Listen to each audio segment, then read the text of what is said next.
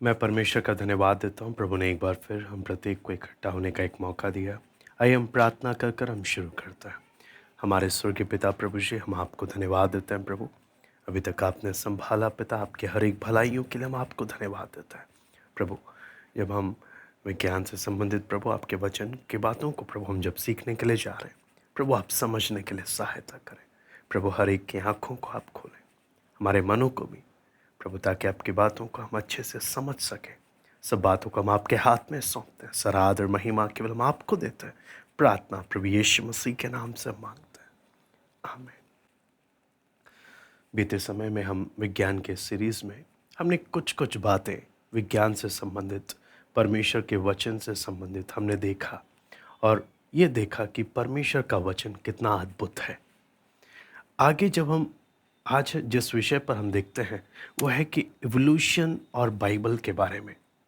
Evolution की विचारधारा क्या बाइबल की विचारधारा से मेल खाती है?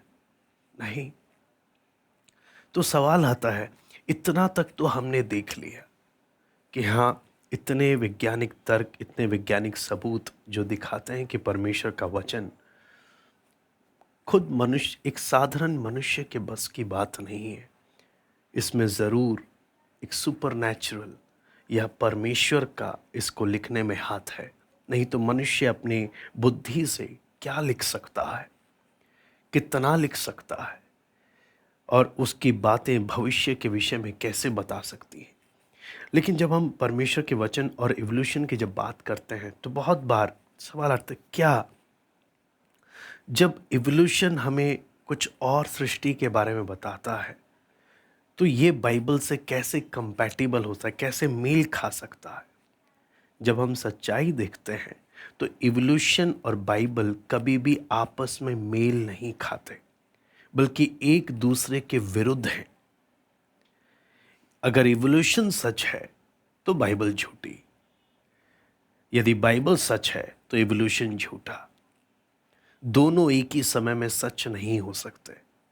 इसलिए अगर आप वचन में जब हम ध्यान से जब देखते हैं तो परमेश्वर का वचन साफ साफ कहता है, परमेश्वर ने जानवरों को अलग बनाया, इंसान को अलग बनाया। परमेश्वर स्पष्ट कहता है कि जानवर अलग हैं, मनुष्य अलग है। परमेश्वर का वचन ये नहीं कहता कि जानवर में से इवॉल्व होकर बाद में जाकर इंसान बना है। नहीं, छठे दिन ही दोनों को बनाया, लेकिन दोनों अलग अलग है, दोनों सेम नहीं है। वहीं इवोल्यूशन क्या बोलता है कि नहीं, इंसान भी एक इंटेलिजेंट एनिमल है, एक जानवर ही है ना। तो इससे हम क्या चीज़ समझ सकते हैं कि बाइबल और इवोल्यूशन दूर दूर तक मेल नहीं खाते। आपको में माइक्रो इवोल्यूशन हम मानते हैं, यानी एक स्पीशीज़ के अंदर अलग अलग प्रकार होना, यानी एक कुत्ते के अंदर विभिन्न प्रकार के कुत्ते की प्रजातियां होना, वेरियस स्पीशीज, है ना। उन्हीं के अंदर वेरिएशंस होना, एक ही कुत्ते की जाति के अंदर अलग अलग कुत्ते कुत्ते जैसे हम बुल डॉग बोलते हैं, स्ट्रे डॉग बोलते हैं, है ना। तो अलग अलग वैरायटीज़ हैं एक कुत्ते की प्रजाति में। तो उसी प्रकार, लेकिन जब मैक्रो इवोल्यूशन की बात जब आती है, मैक्रो इवोल्यूशन हम वो बोलते हैं कि एक स्पीशीज से दूसरा स्पीशीज बनना, यानी कुत्ते से बिल्ली बनना। वचन इस बात को बोलता है ऐसा नहीं है। इवोल्यूशन बोलता है कि नहीं, ऐसा ही हुआ है। और ये बात अगर आप ध्यान से इवोल्यूशन की विचारधारा को समझेंगे तो आपको ये बात समझ में आएगा कि बाइबल अंधविश्वास को कभी बढ़ावा नहीं देती, बल्कि ये इवोल्यूशन की विचारधारा पर यकीन करने वाले अंधविश्वास की ओर आगे बढ़ रहे हैं।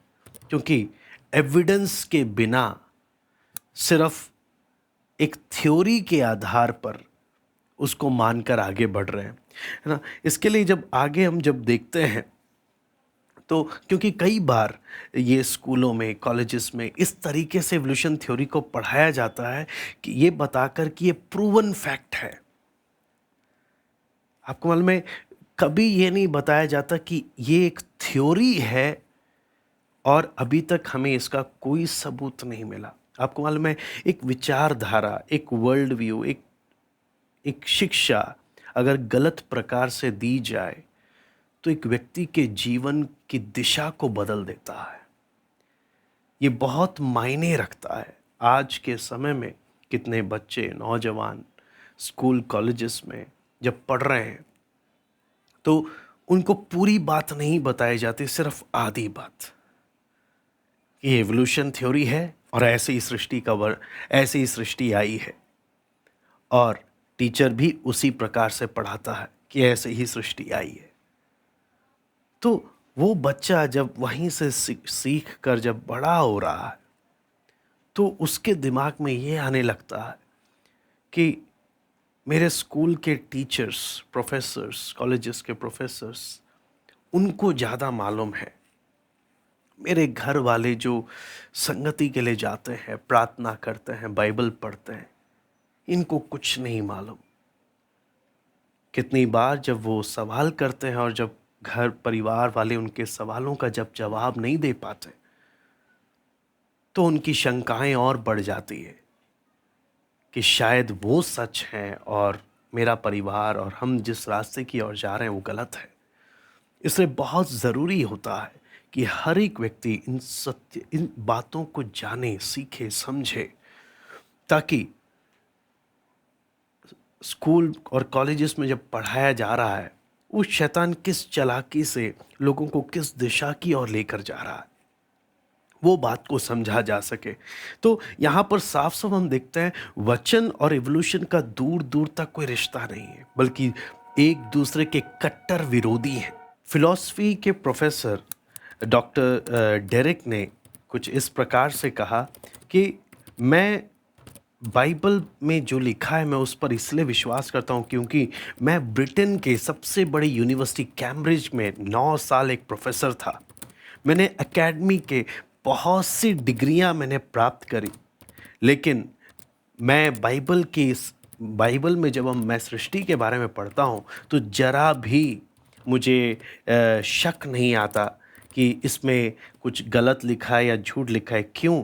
क्योंकि मैं जब बाइबल की सृष्टि के बारे में पढ़ता हूँ, बाइबल में जिस प्रकार सृष्टि के बारे में लिखा है, और बाकी विचारधाराओं को पढ़ता हूँ जो सृष्टि के बारे में बताती हैं, मुझे साफ नज़र आता है कि बाकी सृष्टि की विचारधाराओं पर विश्वास करने के लिए बहुत सा अंधविश्वास चाहिए। वहीं बाइबल के बारे में जब बात करते हैं तो ये मुझे तथ्यों के बारे में बताता है। और मैंने जब बाइबल को पढ़ना आरंभ किया एक विश्वासी के नज़रिए से नहीं, बल्कि एक प्रोफेशनल फिलॉसफर के नज़रिए से मैंने बाइबल अध्ययन किया और मैंने जाना यही सत्य है। आपको मालूम है इवोल्यूशन क्या फैक्ट है या फिक्शन? क्या इवोल्यूशन सच्चाई है या एक काल्पनिक विचारधारा, मनुष्य की मन घड़ंत विचारधारा? इससे संबंधित कई मसीही वैज्ञानिकों ने इस पर कई सवाल उठाए कि इवोल्यूशन को इन सवालों का जवाब देना चाहिए। अब मैं कुछ सवाल आपके सामने रखना चाहूँगा कि अगर हर एक क्रिएचर, हर एक प्राणी बिना सृष्टिकर्ता के, अगर सृष्टिकर्ता की कोई भूमिका है ही नहीं, अगर सृष्टिकर्ता है ही नहीं, तो उदाहरण के लिए मान लीजिए एक पक्षी है, तो पक्षी क्या सांस लेती थी? यदि वो सांस लेती थी अपने लंग्स के इवॉल्व होने से पहले, तो वो कैसे करती थी? और उसको लंग्स इवॉल्व करने की आवश्यकता क्यों पड़ी जब वो बिना उसके आराम से सांस ले पा रही थी? और उसको कैसे पता चला कि इसकी ज़रूरत है जबकि उसका ब्रेन उस समय इवॉल्व हुआ ही नहीं? क्या पक्षी के मुंह था? हाँ, वो उसके मुंह का इवॉल्व होने से पहले वो खाना कैसे खाता था? और जो खाना वो खा रहा है उसका पेट के इवॉल्व होने से पहले वो कैसे अंदर तक जाता था? और अगर वो खाना नहीं खाता था तो वो एनर्जी उसको कहाँ से मिलती थी? अगर पक्षी देख सकता था तो इवॉल्व होने से पहले वो कैसे, उसकी आंखें इवॉल्व होने से पहले वो कैसे देख सकता था? यानी साफ साफ सवाल ऐसे रखा जाता है कि इवोल्यूशन पर इवोल्यूशन की विचारधारा पर विचार करना एक इंटेलेक्चुअल सुसाइड है। यानी कोई तुक नहीं बनता कि इवोल्यूशन की विचारधारा पर यकीन किया जाए। आपको मैं प्रोफेसर लुइस इस प्रकार से कहते हैं कि इवोल्यूशन एक फेरी टेल है बड़े लोगों का, है ना। ये किसी को विज्ञान की बढ़ोतरी में सहायता नहीं करता। माइकल रूस इस प्रकार से कहते हैं कि उन्होंने अपनी पुस्तक Darwin theory an exercise in science, उन्होंने उस पर लिखा कि आज इवोल्यूशनिस्ट, बहुत से इंटेलेक्चुअल इवोल्यूशनिस्ट या इवोल्यूशन की विचारधारा पर यकीन करने वाले आज मानते हैं कि डार्विन की विचारधारा गलत है। Doctor TN. तहमीशियन वो बोलते हैं कि जो वैज्ञानिक ये बात सिखाने के लिए जाते हैं कि इवोल्यूशन की थ्योरी एक फैक्ट है, वो दुनिया के सबसे बड़े अफवाह फैलाने वाले ये झूठे प्रचारक हैं जो लोगों को भ्रम में डालते हैं। मैल्कम मगरिज जो एक ब्रिटिश जर्नलिस्ट और एक फिलोसोफर थे, उन्होंने कहा, साफ साफ इस बात को कहा कि भविष्य में आने वाली पीढ़ी इवोल्यूशन की थ्योरी को पढ़ कर उसे एक मजाक समझेगी, उसे एक सबसे बड़ा जोक अपने समय का माना करेगी। क्यों? ये थ्योरी आया कैसे? हाँ, आपको मालूम है ये थ्योरी कैसे धीरे धीरे इवॉल्व होने लगा, कैसे ये थ्योरी इतना बढ़ने लगा। चार्ल्स डॉसन एक ब्रिटिश लॉयर थे, जियोलॉजिस्ट भी थे। उन्होंने 1912 में ये घोषणा किया कि उन्हें एक इंसान की खोपड़ी मिली है और एक जबड़ा मिला है जो जबड़ा एक बंदर के उसका है, और वो बोलता है कि ये प्रमाणित करता है कि मनुष्य बंदर से ही आया है। और हमें वो मिसिंग लिंक मिल गया डार्विन का, और बहुत बड़ा, आपको मालूम है, एक बहुत बड़ी चर्चा का विषय बन गया कि ये ये प्रमाणित कर रहा है कि सच में इंसान बंदर से ही आया है। लेकिन आपको मालूम है 1953 में इस बात पर सवाल उठने लगा, और जब अच्छे से रेडियो कार्बन टेस्टिंग की गई तब पता चला वो खोपड़ी 600 साल पुरानी एक बूढ़ी औरत का था, और जो जबड़ा था वो 500 साल पुराना ओरेंगुटन जो ईस्ट इंडीज़ के उनका था। तो कहने का मतलब कहाँ कहाँ से जोड़कर अपनी उस थ्योरी को साबित करने के लिए इन्होंने क्या क्या किया। आपको मालूम है वो एक सबसे बड़ा फ्रॉड केस लोगों के सामने आया। ऐसे ही आगे चलकर आपको मालूम है जावा मैन के बारे में, नेब्रास्का के बारे में लोगों को पता चला, और उसके बाद जावा मैन को बाद में पूरा इंसान माना गया। हिडलबर्ग मैन के बारे में खोजबीन हुई, एक एक कर लेकिन जैसे जैसे जियोलॉजिस्ट ने रिसर्च किया उनको निएंडरथल मैन के बारे में पता चला। लेकिन सबका बाद में यही बात मालूम चला कि इसका इवोल्यूशन थ्योरी से कोई लेना देना नहीं है, और ये कोई मिसिंग लिंक नहीं है जिसके बिहाफ पे ये कहा जा सके कि सच में इवोल्यूशन की थ्योरी एक विचारधारा है। जबकि इवोल्यूशन थ्योरी साइंस की फील्ड के लोगों का एक अपना धर्म है, जहां पर वो एक अंधविश्वास की तरह उसे फॉलो कर रहे हैं, बिना किसी थ्योरी के, बिना किसी एविडेंस के। सर आर्थर के कहते हैं कि इवोल्यूशन एक अनप्रूव्ड थ्योरी है और इसे प्रूव भी नहीं किया जा सकता, है ना। और भी बहुत से वैज्ञानिकों ने इसके बारे में साफ साफ क्या कहा कि लोगों ने इस धर्म को, विज्ञान के इस इवोल्यूशन के धर्म को अपनाने के लिए अपने आप को क्या कर दिया, उसके लिए समझौता कर दिया। क्यों? इवोल्यूशन ही एक ऐसी विचारधारा है जो बाइबल की सृष्टि के ठीक विपरीत है। एक ही ऑल्टरनेटिव, अगर इवोल्यूशन को छोड़ देंगे तो उन्हें बाइबल की सृष्टि में, बाइबल में जैसे सृष्टि का वर्णन लिखा है, मानना पड़ेगा। लेकिन मनुष्य का स्वभाव हम जानते हैं, शुरू से ही बलवा करने के कारण वो परमेश्वर से हटकर दुनिया को समझना चाहता है, परमेश्वर से हटकर जीवन को समझना चाहता है, और लास्ट में परमेश्वर से हटकर अपने जीवन की तुलना क्या, जीवन का निष्कर्ष क्या निकालता है, मैं एक जानवर हूं, खाऊं पीऊं और मर जाऊं और कुछ नहीं है मेरी वैल्यू। ये है इवोल्यूशन का विचारधारा कि आप एक जानवर ही हैं और कुछ नहीं है, है ना? क्यों? और बाइबल के सत्य को ठुकराने के लिए उन्होंने इस बातों का सहायता लिया। आपको मालूम है, एक साइड बाइबल जो कभी बदलता नहीं, वहीं दूसरे साइड विज्ञान जो हर समय बदलता रहता है। मैं आपको बताता हूँ, अगस्त 1999 में एक बहुत बड़ी खोज की गई ऑस्ट्रेलिया में, और ये बताया गया कि हमें पृथ्वी की असली उम्र पता चल गई। 2.7 बिलियन ईयर्स पहले से पृथ्वी आई है। लेकिन बाद में जाके बोलते हैं नहीं नहीं नहीं नहीं, वो 2.7 नहीं था, गलती हो गया, उसका आधा था। फिर उसके बाद 1999 में एक अज्ञात जानवर का उन्हें एक हड्डी मिला एशिया में। तो उससे उन्होंने बोला कि इंसान की शुरुआत कहाँ पर हुई है। पहले बोला अफ्रीका में हुई है, फिर बोलते नहीं नहीं नहीं नहीं, एशिया में हुई होगी। कहने का मतलब इंसान बदल रहा है, इनका विज्ञान बदल रहा है, लेकिन परमेश्वर का वचन कभी बदलता नहीं है। इंसान की खोज और इंसान के तर्क समय के हिसाब से बदलते जा रहे हैं, लेकिन वचन जैसा है वैसे ही हमेशा से। आपको मैं बाद में लूसी, जिसे बहुत बार इवोल्यूशन बोलता है नहीं ये यही एक प्रूफ है, लेकिन बाद में ये भी बोला कि लूसी का इससे कोई लेना देना है ही नहीं, इससे कोई लेना देना नहीं है। तब चार्ल्स स्पर्जन, परमेश्वर के दास, आगे आके बोले कि हम क्यों।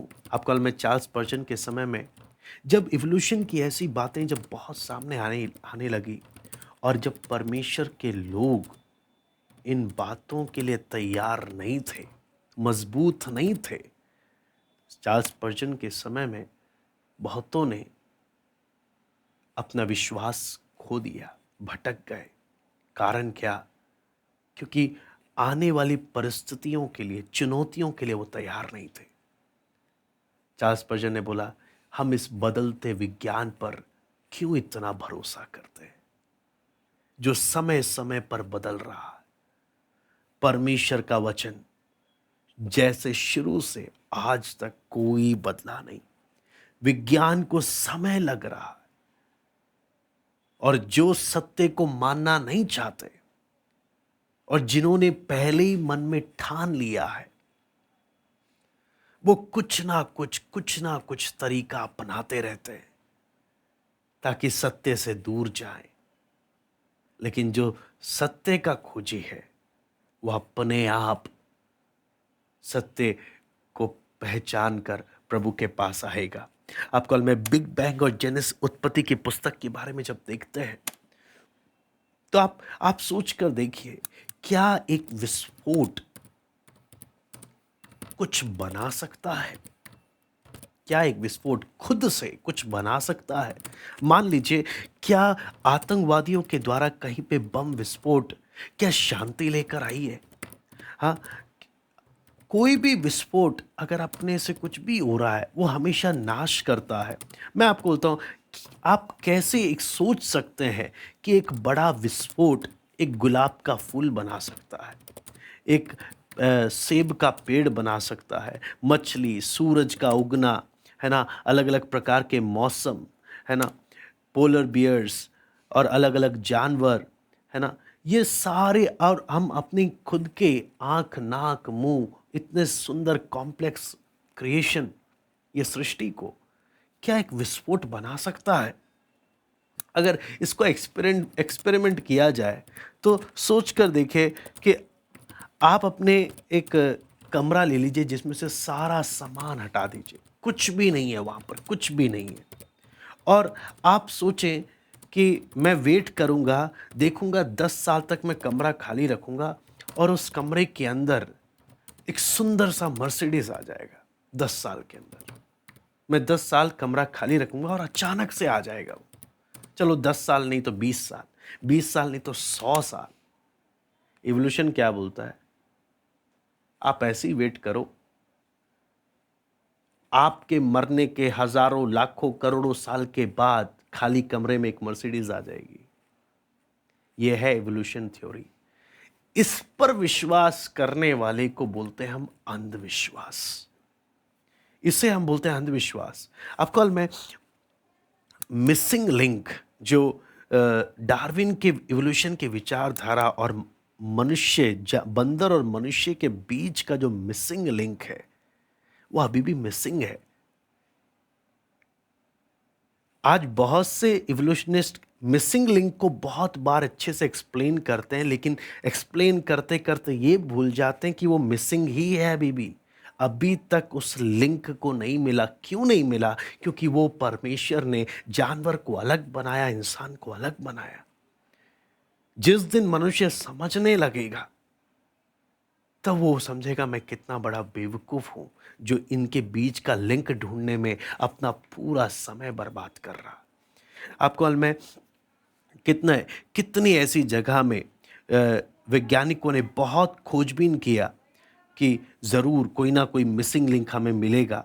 लेकिन जितने भी है, मान लीजिए आर्कियोरैप्टर के बारे में जब बोलते हैं, उसे पहला मिसिंग लिंक के बारे में बताया गया, लेकिन बाद में मालूम चला ये भी एक अफवाह है ना। डार्विन ने खुद इस बात को माना कि ये जो मिसिंग लिंक अगर मिले नहीं तो मेरी बातें वो झूठ है, मैं अपनी बात को प्रूव नहीं कर सकता, है ना। आपको मालूम है कितने डेविड ब्रिलिंस्की ने भी खुद इस बारे में बोला कि आज तक कोई भी इस बात को मानने से इनकार नहीं करेगा कि डार्विन की थ्योरी के फॉसिल रिकॉर्ड अभी भी हमको नहीं मिलते हैं, जबकि सारे फॉसिल रिकॉर्ड एक ही बात की ओर इशारा करते हैं कि बाइबल में जैसे लिखा है सब कुछ वैसे ही हुआ है।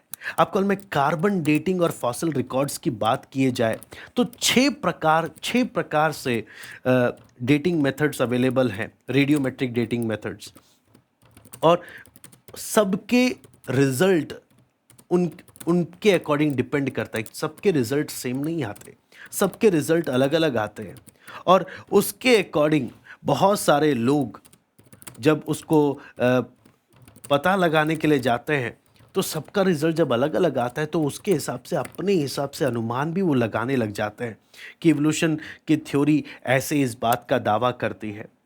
लेकिन आपको में सबसे बड़ा चैलेंज इवोल्यूशन थ्योरीज के पास क्या है? ये कॉम्प्लेक्सिटी को कैसे एक्सप्लेन करेगा। एक चूहेदानी को प्रॉपर तरीके से काम करने के लिए उसके सारे इंस्ट्रूमेंट्स, उसके पांचों फंक्शंस प्रॉपरली काम करने चाहिए।